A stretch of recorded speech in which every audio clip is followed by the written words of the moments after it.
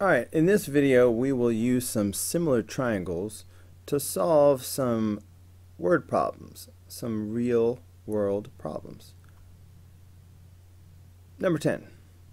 At the same time of day, a man who is 61.1 inches tall casts a 45.5 inch shadow, and his son casts a 35-inch shadow. Use similar triangles to determine the height of the man's son. State the postulate or theorem that can be used to prove that the triangles are similar and justify your answer. Well, first of all, the triangles are similar by the angle-angle similarity postulate. So let's get that out of the way. Angle-angle similarity theorem. Alright, that's how we know the two triangles are similar. The reason why, a person stands at a 90-degree angle with the ground, so that's 90 degrees. The same sun is shining on both the man and the boy. So those rays depend on where the sun is located in the sky. So it's going to be the same for both the man and the boy. So this angle is going to be the same. So we have the 90-degree angle and we have the angle of the sun is the same. So that's angle-angle. That's how you know. Now let's move on to find the height of the boy, which will be this side of the triangle. So let's start with the two things that we know. We know these are corresponding sides, and if we build a fraction out of that,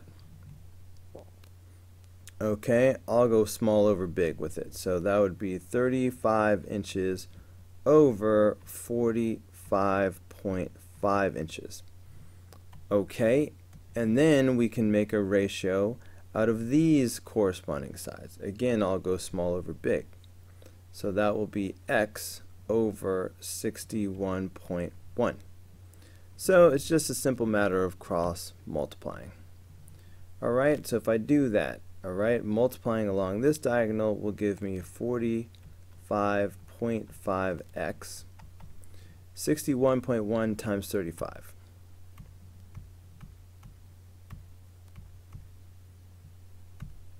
Alright, that's 2,138.5.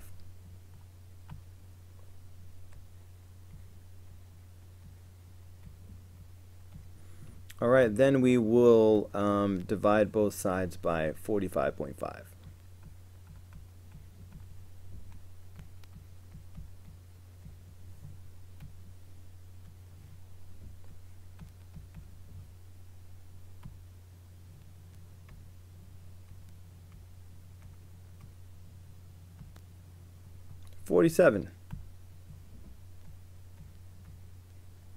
Alright, and we're talking inches. So the boy is 47 inches tall.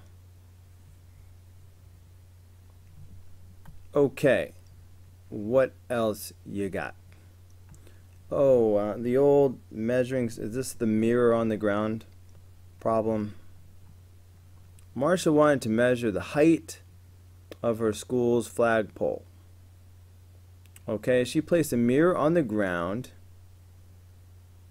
D1 feet from the flagpole. So this little purple line that I just drew, that's a mirror. I feel like I should do this. This is the third time I've read this problem, a problem just like it. Don't you just want to take a mirror and put it on the ground somewhere and like measure the height of something? We should all go outside and do that tomorrow. Anyway, so D1, I'm distracted. So D1 feet from the flagpole. So okay, that's D1, whatever. Then she walked backwards until she was able to see the top of the pole in the mirror. Okay, her eyes were 5 feet off the ground, and she is D2 feet from the mirror.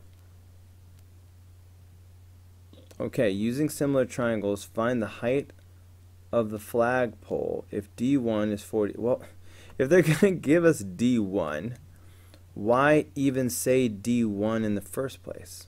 why not just say 48 feet? That seems silly. Okay, and then they gave us that D2 is 11. Why didn't they just say 11 feet? I don't know, people. Anyway, round your answer. Using similar triangles, find the height of the flagpole. All right, that's the bottom line. So the flagpole, we'll label that as X. That's what we're trying to find. So similar triangles. So you know how we do, guys. We will highlight and use the two things, the two corresponding parts that we know both numbers, 11 and 48. So I'm going to go big over small with this one. Okay, so if I go big over small here, that's 48 over 11. Okay, the other corresponding parts are the X and the 5, all right, these vertical parts.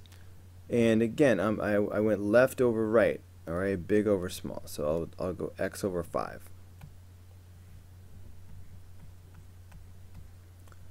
So then we just cross multiply. So this diagonal, that's going to be 11x. 5 times 48.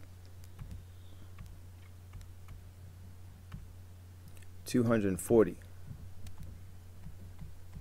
Divide by 11.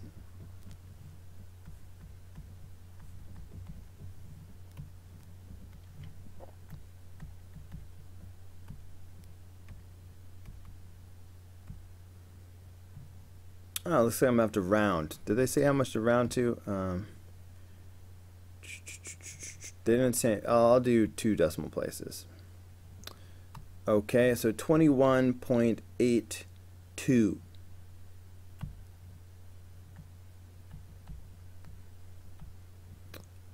Feet. Alright, that's the height of the flagpole. Alright, very interesting. Very, very interesting. Alright, let's see. I think we're down to the last problem, and it is a proof. So, buckle up. So, we're given some information. Alright, we're given that these sides are proportional. Okay, so not congruent but proportional. So let's map it out. I feel like I need colors or something.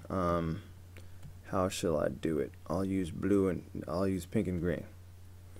They said that AC over EC, okay, so that's AC, all right, and EC.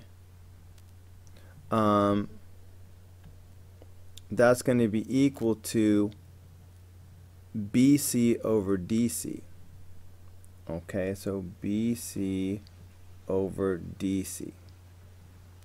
Alright, so these colors are sort of showing you the corresponding sides. Now, in addition to that information about which sides are proportional, we also know that vertical angles are always congruent. So these angles will also be congruent. So that means we will know that these two triangles are similar by side, angle, side similarity. Since we have two sides, two pairs of proportional sides and the included angle, side, angle, side. So that's what we're going for. In fact, here at the end, we can go ahead and write that as our final reason. These two triangles are similar because of side, angle, side similarity theorem. Okay, 1 down, 2 to go. What do you want to bet? The first one is going to be given.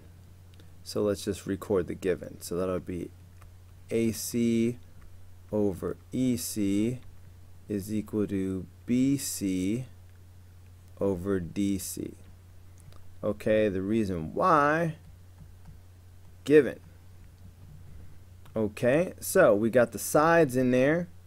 but we're supposed to have side angle side, so we have to get the angle in there. So so we have to say angle DCE, for example.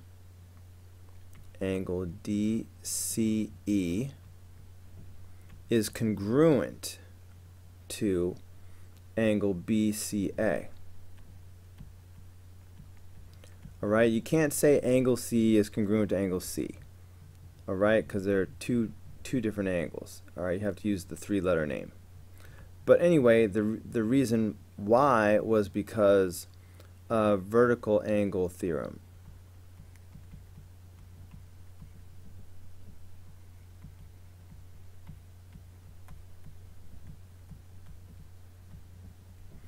Or you could have said vertical angles are congruent. Alright, and that's it. That's going to do it. That's going to be the end of this video. I hope this has been a helpful one for you, and I will see you on the next video.